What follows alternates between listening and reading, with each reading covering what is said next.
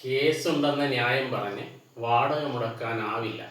Supreme കോടതി supreme കോടതി ഇത് പറയാൻ കാര്യം, വാടക നിശ്ചയിച്ച് കോടതി ഉത്തരവുണ്ടായതിന് അപ്പീൽ കൊടുത്തു വാടകക്കാരൻ.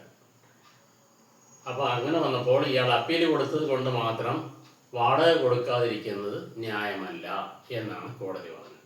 ഇനി കോടതി ഉത്തരവിൽ പിഴവുണ്ടോ, അല്ലെങ്കിൽ കോടതി ഉത്തരവിൽ വിയോജിപ്പുണ്ടെന്ന് വാടകക്കാരന് വിയോജിപ്പുണ്ടെങ്കിൽ എന്ത് ചെയ്യണം? അത് അദ്ദേഹം അപ്പീൽ കൊടുക്കുമ്പോൾ സ്റ്റേ വാങ്ങിക്കണം.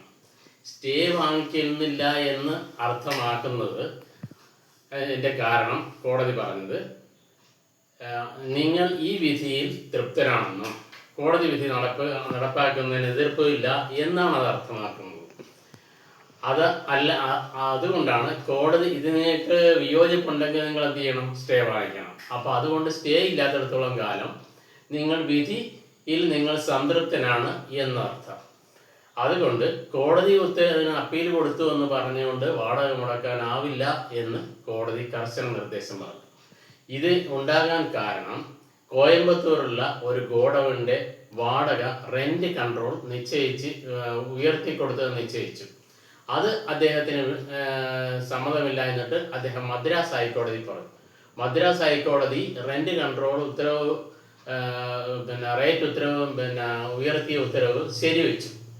ഇതിനെതിരെ ഇദ്ദേഹം അപ്പീൽ പോയി. പക്ഷേ സുപ്രീം കോടതി അപ്പീൽ പോയെങ്കിലും സ്റ്റേ വാങ്ങിയില്ല. അതുകൊണ്ട് കോടതി പറഞ്ഞത്, ഈ കോടതിയിൽ അപ്പീൽ പോയെന്നും പറഞ്ഞിട്ട് വാടക മുടക്കാതിരിക്കാൻ പറ്റില്ല, അതുകൊണ്ട് വാടക കൊടുക്കണം. അത് ഈ ഇതിൻ്റെ ഉടമ ഇദ്ദേഹം വാടക കൊടുക്കാൻ വന്നപ്പോൾ വാടക ഇദ്ദേഹത്തിനെ ഒഴിപ്പിക്കാനുള്ള നടപടിക്രമങ്ങളോട്ട് മുന്നോട്ട് പോയപ്പോഴാണ് ഈ കോടതി ഈ പരാമർശം നടത്തിയത്. പിന്നെ എൻ്റെ അനുഭവത്തിലുള്ള ഒരു കാര്യം പറയാം. കാരണം ഒരു അതിർത്തി നിർണയത്തിന് ശശികുമാർ എന്ന വ്യക്തി അമ്പലപ്പുഴ താലൂക്ക് ഓഫീസിൽ അപേക്ഷ കൊടുക്കുകയും അദ്ദേഹത്തിന് അങ്ങനെ അളക്കുന്നതിന് വേണ്ടി തഹസിൽദാർ ഉത്തരവാകുകയും ചെയ്തു. എന്നാൽ എതിർഭാഗത്തിൻ്റെ വക്കീൽ വന്ന് പറഞ്ഞു, ഇതിൽ ഞങ്ങൾ അവകാശ തർക്കത്തിന് കോടതി കേസ് കൊടുത്തുകൊണ്ട് ഇത് അളക്കാൻ പറ്റില്ല.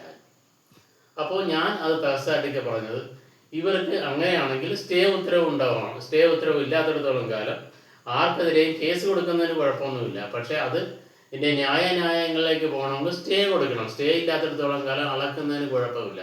തഹസിൽദാരും പറഞ്ഞാൽ ശരിയാണ്, അളക്കുന്നതിന് കുഴപ്പമില്ല.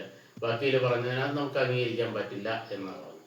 എന്ന് പറയുന്നത് ചില വക്കീലന്മാർ പറയും കേസുണ്ടല്ലോ എന്ന് പറയും. അപ്പോൾ അത് സ്റ്റേ ഉത്തരവുണ്ടെങ്കിൽ മാത്രമേ അതിന് പ്രാബല്യമുള്ളൂ. അത് സുപ്രീം കോടതി ഒന്നുകൂടി ഈ കേസിൽ സുപ്രീം കോടതി ജഡ്ജിമാരായ സഞ്ജയ് ദത്ത്, ജസ്റ്റിസ് സഞ്ജയ് ദത്തിൻ്റെ അധ്യക്ഷതയിലുള്ള ബെഞ്ചാണ് ഇതിന് വിധി പറഞ്ഞത്.